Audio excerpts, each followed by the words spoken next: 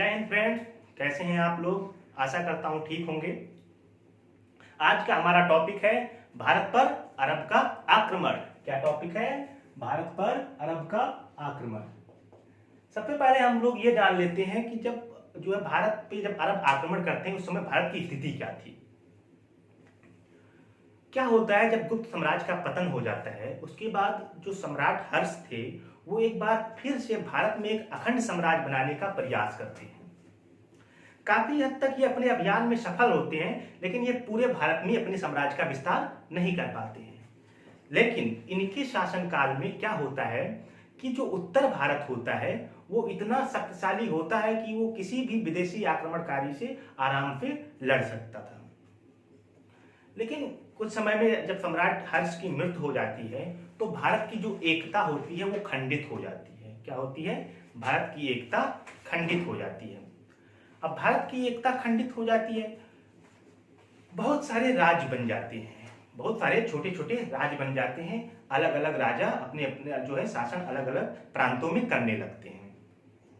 हालांकि ये जो राज होते हैं ये क्षेत्रफल की दृष्टि से छोटे नहीं होते हैं, लेकिन इनके जो है कमजोरी का मेन रीजन क्या होता है? राजनीति। ये जो है बाहर के आक्रमणकारी से एकदम उदासीन होते हैं। मतलब ये उसके पर फोकस ही नहीं करते हैं कि ये भारत के बाहर से कोई भारत पे आक्रमण करेगा, हम उसके लिए कोई सुरक्षा करें या कोई सुरक्षा बल तैयार करें, इसके बारे में ये लोग प्रयास नहीं करते हैं। ये बस अपने साम्राज्य के विस्तार के लिए, यश के लिए आपस में ही लड़ते रहते हैं। मेन रीजन यही होता है इनकी कमजोरी का। एक बात और बता दूं, कुछ काफी समय तक अफगानिस्तान जो होता है वो राजनीतिक और सांस्कृतिक दृष्टि से भारत का ही अंग होता है। चंद्रगुप्त मौर्य जी जो है अफगानिस्तान के शासक एक था सेल्यूकस, नोट कर लेना, सेल्यूकस निकेटर। सेल्यूकस निकेटर से अफगानिस्तान को जीतते हैं। तभी से यहां पर हिंदू शासन होता है। राजनीतिक एवं सांस्कृतिक दृष्टि से ये भारत का अंग होता है। यहाँ पे हिंदू लोग जो है शासन करते हैं। यहाँ पे दो राज्य बनते हैं। अफगानिस्तान में दो राज्य बनते हैं। एक का नाम होता है काबुल और दूसरे का नाम होता है जाबुल। ये दो राज्य बन जाते हैं अफगानिस्तान में। अब हम ये जान गए कि जो है अफगानिस्तान भारत का हिस्सा होता है। अब हम लोग शुरू करते हैं अपना जो टॉपिक है, आक्रमण के कारण पढ़ेंगे। सबसे पहले हम जान लेते हैं राजा दाहिर के बारे में। कुछ बातें हैं जो नोट करने वाली हैं कि दाहिर सिंध का राजा बना।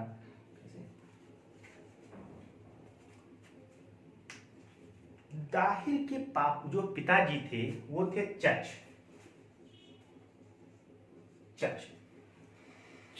अपने राजा को मारकर गद्दी पे बैठते हैं। ये क्या करते हैं? अपने ही राजा को मार देते हैं एंड गद्दी पर बैठ जाते हैं। ध्यान से सुनना। चच के बाद क्या होता है? चच का भाई चंद्र गद्दी पे बैठता है। कौन गद्दी पे बैठा? चंद्र गद्दी पे बैठा दिए। अब इसके बाद अब जाहिर सी बात है, जब चंद्र गद्दी पे बैठ गया तो चंद्र का जो चंद्र का पुत्र दुराज, राइटिंग भैया थोड़ा सा डाउन है, समझ लेना। दुराज गद्दी पे बैठता है। अब चंद्र का बेटा दुराज गद्दी पे बैठा तो दाहिर जो थे वो दाहिर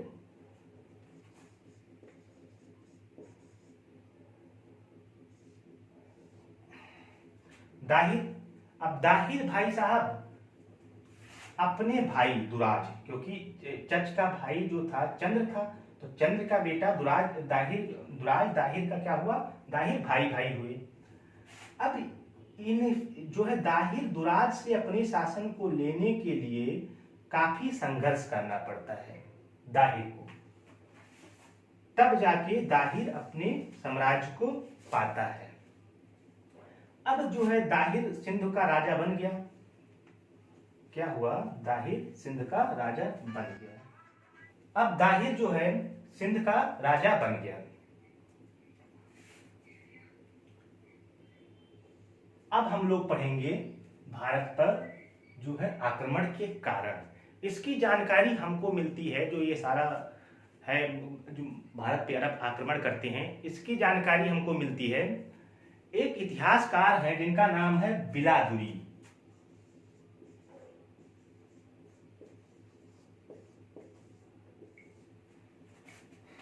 बिलादुरी नामक पुस्तक में यह बताया गया है इस सब बारे में कि हाँ, भारत पे अरब का आक्रमण कैसे हुआ, कौन किया।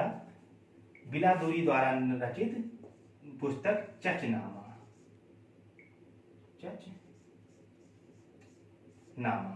एक और पुस्तक है फुतुह अल-बलदानी, उसमें भी इसकी जानकारी मिलती है हमको। अब हम लोग बात करते हैं भारत पे अरब आक्रमण करने का कारण क्या था।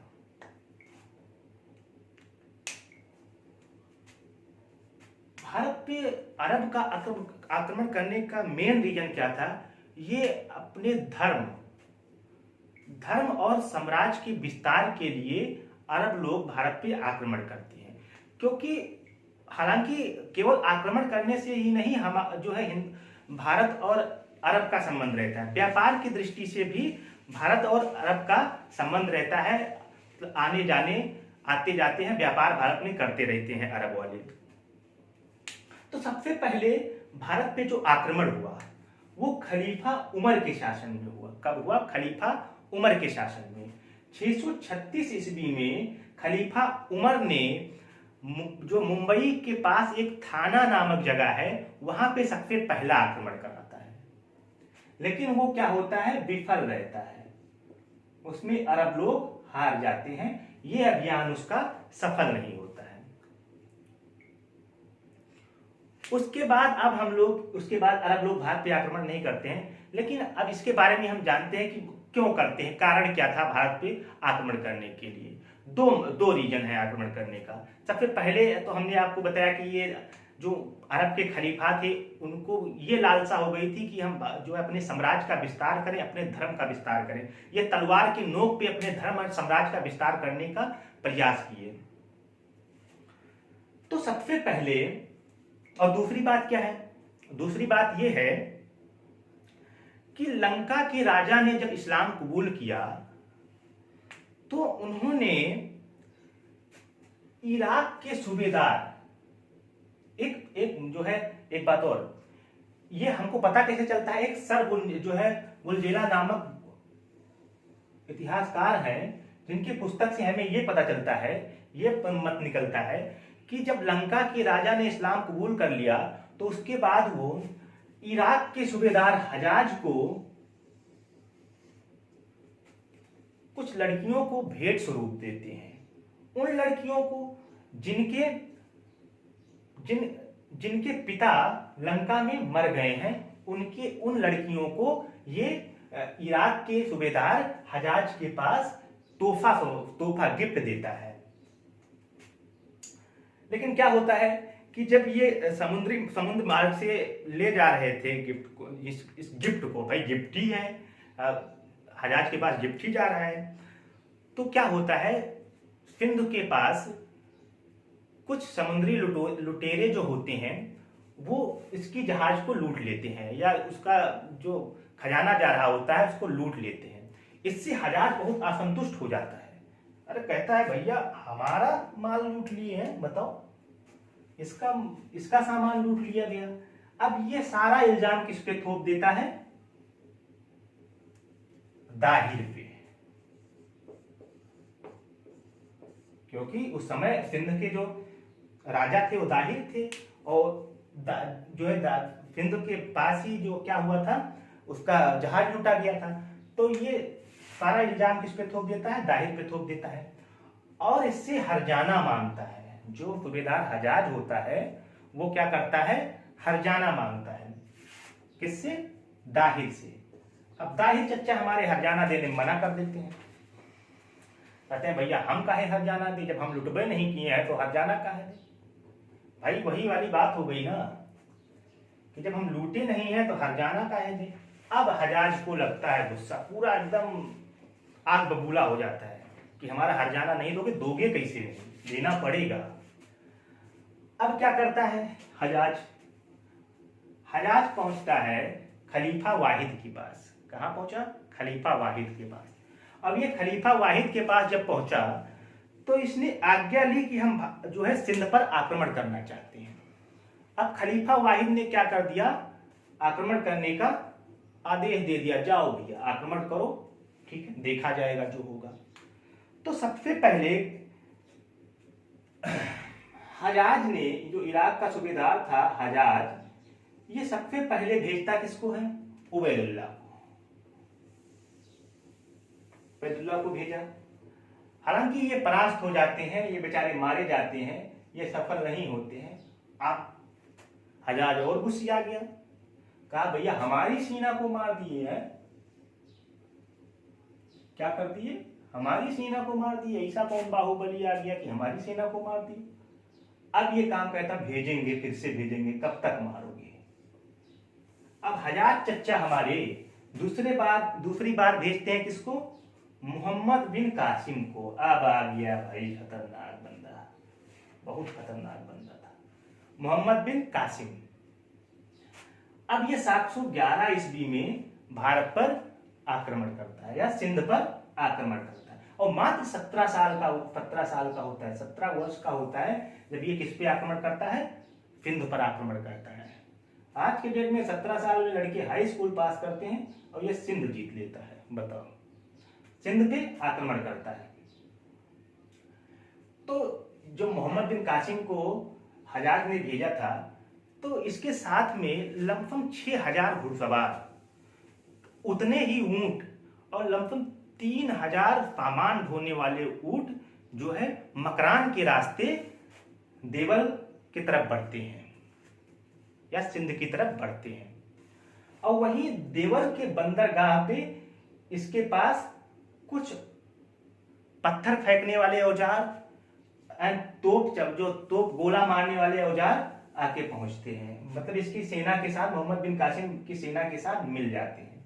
अब ये देवल पे आक्रमण बोल दिया भैया, अब देवल पे आक्रमण बोला। अभी तक भी जो है, जो दाहिर चच्चा हमारे थे, ये देवल की सुरक्षा का कोई इंतजाम नहीं करते हैं, ये चुपचाप बैठे हुए हैं, आने दो, हम किसी से नहीं डरते, ये दाहिर भाई साहब। तो क्या हुआ, अब देवल पे इसने आक्रमण कर दिया। अब देवल पे लमसम 3 दिन तक जो है कत्लेआम हुआ। 17 साल से जितने ऊपर के जो पुरुष थे जिन्होंने इस्लाम कबूल नहीं किया, उनकी हत्या कर दी गई। लमसम 3 दिन तक ये कत्लेआम होता रहा। यहां से इन्होंने जो माल लूटा, लमसम 75 स्त्रियां, सुंदरतम स्त्रियां, जो लूटा गया था सोना चांदी, उसका 5वां हिस्सा कहां भेज दिया? इराक के सूबेदार हजाज के पास भेज दिया, और बाकी जो बचा हिस्सा सैनिकों ने आपस में बांट लिया। बताओ, लमसम 3 दिन तक कत्लेआम हुआ। अब इसके बाद क्या करता है, यहां पे इसने जीत लिया देवल को। अब देवल को जीतने के बाद ये क्या करता है? निरून पर आक्रमण करता है। कहां आक्रमण करता है? निरून पे आक्रमण करता है। अब जब ये निरून पे आक्रमण किया, तो निरून पे आक्रमण करने से पहले भैया निरून वाले बोले हम तो भैया आत्मसमर्पण करते हैं। इन्होंने क्या कर दिया? आत्मसमर्पण कर दिया। जो भैया जहां ले चलना है ले चलो, हम तो आत्मसमर्पण करते हैं। अब निरून तो आत्मसमर्पण कर दिया। तब भी क्या हुआ? निरून को आत्मसमर्पण करने के बाद कासिम नहीं रुका, फिर ये बढ़ता रहा। अब इसके बाद ये कहां पहुंचा? सीसम पहुंचा। कहां पहुंचा? सीसम पहुंचा। अब सीसम में जो जाट थे उनके साथ इसकी लड़ाई हुई। जब जाट परास्त हो गए, जब जाटों की हार हो गई, तो ये क्या करते हैं, आत्मसमर्पण कर देते हैं। ठीक है, या आत्मसमर्पण कर देते हैं, या कहते हैं हम आपके साथ हैं, जहां लड़ाओगे वहां लड़ेंगे। जाट लोग क्या कहते हैं कि भैया कासिम चच्चा हमको मत मारो, हम आपके साथ हैं, जहां पे आप लड़ाएंगे हमको, हम वहां पे लड़ेंगे। अब जाट कासिम की सेना से मिल गया। अब यहां से क्या करता है, जो कासिम मोहम्मद बिन कासिम था वो निरून वापस लौट जाता है, फिर से निरून वापस लौट जाता है। और वहां पे जो सिंध नदी उसके मुहाने मेहमान पर काफी दिन तक रुका रहता है। और वहीं पे क्या होता है, इसके सैनिकों में महामारी फैल जाती है, बीमारी फैल जाती है। ठीक है, अब भैया बीमारी तो फैल गई, जैसे कोरोना आया था पूरा साफ कर दिया, ऐसे उसकी जो है सेना में क्या हो जाता है, महामारी फैल जाती है। तब ये भैया संदेश भेजते हैं कहां पे, हजाज के पास, कबूतर के द्वारा चिट्ठी भेज दिया बंदा तुरंत। ठीक है, उस समय टेलीफोन तो था नहीं कि भैया फोन लगाए, हजाज चच्चा का नंबर ये है, फोन गया, हजाज भाई साहब जो है यहाँ पे महामारी फैल गई है, आप सेना भेजो। लेकिन ऐसा नहीं करते हैं। वहां पे जब हजाज, ये तो मजाक की बात है, हजाज जो है कुछ दवाइयां जो है सैन्य सुरक्षा भेजता है, कहां पे, मेहमान में मोहम्मद बिन कासिम के पास। अब जब मोहम्मद बिन कासिम के पास पहुंच गई दवाइयां, उसके जो थे सैनिक वो अब स्वस्थ हो चुके थे। अब ये कहता है चलो अब चालू करते हैं लड़ाई। अब ये लड़ाई चालू करता है। अब ये मोहम्मद बिन कासिम रावर की तरफ बढ़ता है, सिंधु नदी को पार करता है धारा को, और रावर पे पहुंचता है। कहां पहुंचता है, रावर पहुंचता है। अब जब ये रावर पहुंचा, अब रावर पहुंचने के बाद क्या होता है, इसकी सेना, जो मोहम्मद बिन कासिम की जो सेना थी, उसकी सेना एंड दाहिर की सेना काफी दिन तक आमने सामने बैठी रहती है। हालांकि दाहिर की सेना कमजोर नहीं थी, उसकी सेना में 50,000 सैनिक थे, काफी हाथियां थी, काफी घुड़सवार थे। और दाहिर भी जो है क्या था, बहुत शक्तिशाली शासक था। अब हालांकि कब तक मुर्गी कब तक खैर मनाएगी भाई, कब तक बैठे रहेंगे ऐसे मैदान में। अब क्या होता है, 20 जून 712 ईस्वी में युद्ध छिड़ जाता है। 20 जून 712 ईस्वी में क्या होता है, युद्ध हो जाती है। दाई चच्चा कहते हैं जिसका था हमें इंतजार, वो घड़ी आ गई आ गई। अब वो घड़ी आ गई, लड़ाई हुआ। दाहिर भी बहुत शक्तिशाली था। वो क्या, एक मतलब कहा जाता है कि उसकी हाथी आग से बिलबिला जाती, मतलब भागती है आग से, लेकिन वो हाथी को फिर से मैदान में लेकर आता है, लड़ता है, घोड़े पे बैठ के लड़ता है। अंत में जो है दाहिर मारा जाता है। अंत में क्या होता है, दाहिर हमारे चच्चा मार दिए जाते हैं। अब दाहिर जब मारा गया तो रावर का जो किला था तो उसको संभालने लगी कौन, रानी बाई, जो दाहिर की पत्नी थी। लेकिन अब कोई स्त्री कितना लड़ेगी भाई, सैनिक से कोई स्त्री कब तक लड़ पाएगी। तो क्या किया, जो रानी बाई थी उन्होंने क्या कर लिया, जौहर कर लिया, मतलब जलते हुए आग में अपने शरीर को जला दी एंड अपने पतिव्रता की रक्षा की। अब ये तो हुआ इसका अभियान कि क्या क्या अभियान चलाया कासिम ने। अब रावर को उसने जीत लेता है। रावर को जीतने के बाद ये चलता है मुल्तान की तरफ। कहां बढ़ा, मुल्तान की तरफ बढ़ा। अब जब ये मुल्तान पहुंचता है तो मुल्तान के किले के पास जब ये पहुंचा तो भैया चाहे रामायण हो या कलयुग हो या सतयुग हो, भविष्य हर जगह थे। उस समय भी भविष्य ही थे।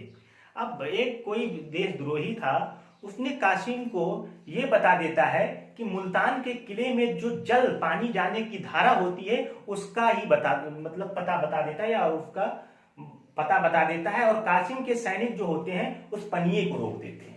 बताओ, अब जब पानी रोक दोगे तो कोई इंसान कब तक जिएगा भैया, पानी जल ही जीवन है।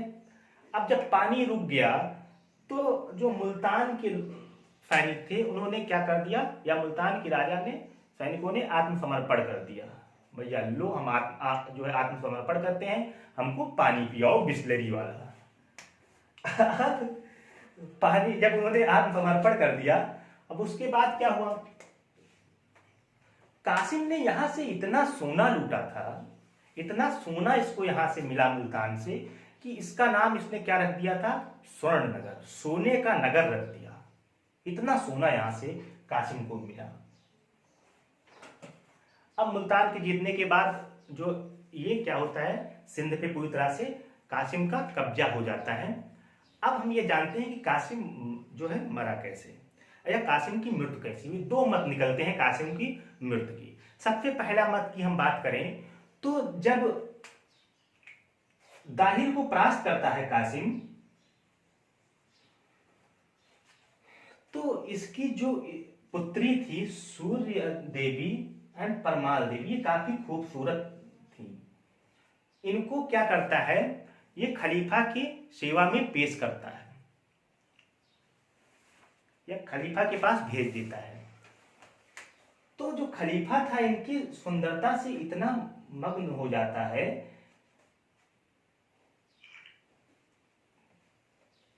मतलब पूरा आधिपत्य हो जाता है इनकी सुंदरता पर, प्रभावित हो जाता है। अब ये सूर्य देवी परमाल देवी को लेना था अपने पिता का बदला। अब ये क्या कहती हैं जो है खलीफा से कि कासिम ने हमें अपने हरम में लगभग 5 दिन तक रखा है और हमारी सतता भंग की है। अब खलीफा को लगा गुस्सा, कहा कासिम की इतनी औकात हो गई है। अब खलीफा चच्चा गुस्सिया गए, तो उन्होंने क्या कहा कि कासिम को बैल की खाल में बंद करके मेरे पास लाया जाए। कासिम को बैल की खाल में बंद करके मेरे पास लाया जाए। अब कासिम भैया वजीर आला का आदेश था, कैसे नहीं मानते। अब कासिम अपने आप को बैल के खाल में बंद कर लेता है। जब ये बैल के खाल में बंद हो गया तभी इसकी मृत्यु हो जाती है। अब ये पहुंचता है जब वहां पे जब खलीफा के सामने पेश किया जाता है और जब कासिम की मृत्यु हो जाती है, तो जो ये सूर्य देवी और परमाल देवी खलीफा को बता देती हैं कि कासिम जो है निर्दोष था, उसकी कोई गलती नहीं थी। अब खलीफा चच्चा गुस्सिया गए एंड कहते हैं कि सूर्य देवी और परमाल देवी जो उनकी पुत्रियां थी दाहिर की, उनको घोड़े के पूंछ में बांधकर जब तक दौड़ाता है तब तक उनकी मृत्यु नहीं हो जाती है। बताओ, लेकिन इन्होंने अपने पिता का बदला लिया। एक मत तो ये निकलता है। दूसरा मत निकलता है इसका मरने का मेन रीजन क्या था, राजनीतिक जो रीजन था इसका मरने का। क्या होता है, जब खलीफा वाहिद की मृत्यु हो जाती है तो दूसरा खलीफा बनता है याजिद। उसके बाद